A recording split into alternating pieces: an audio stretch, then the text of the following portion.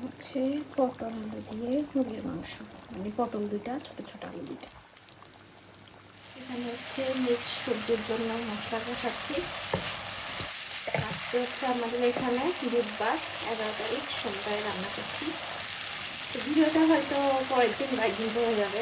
এখানে হচ্ছে কয়েকটা শিম, আলু আর পটলের চামড়া। তো শিম আলুর একটা ভর্তা হবে আর পটলের চামড়ার একটা ভর্তা হবে। এগুলো এখন সিদ্ধ বসাই দিব পানি দিয়ে।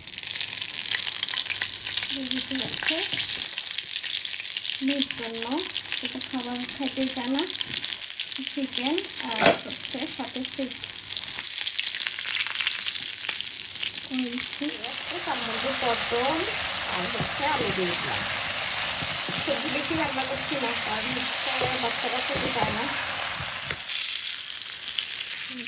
এটা হচ্ছে মেয়ের খাবার। ভাতটা এগুলো ভেজে নিচ্ছি, সব একসাথে দিয়েছি, ভেজে নিচ্ছি, তারপর আলাদা করে ভর্তা করে নেব, একসাথে ঝামেলা শেষ। সব দিয়ে দিয়েছি, শুধু পেঁয়াজটা একটু পরে দেব। ধনেপাতা দিয়ে আগে এটার মধ্যে ব্লেন্ডার মানে ইয়া করলে একদম ইয়ার মতো হয়, একদম ফিনিশিং হয় না, তো বাটা ভর্তার মতোই হয়। তারপরে এর মধ্যে পেঁয়াজ আর হচ্ছে রসুন এর 2টা কোষ দিয়ে দিয়েছি। সেম পটল ভর্তা। এই যে আমার 2টা ভর্তাই হয়ে গেছে। দেখেন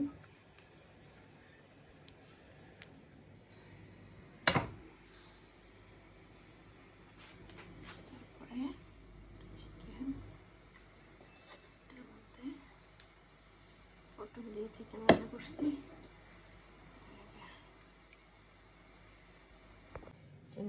তার সাথে ভর্তা। ভর্তা হইলে তো আমার আর কিছু লাগেই না। ভর্তা ছাড়া মানে ইদানিং ভর্তা যে আমার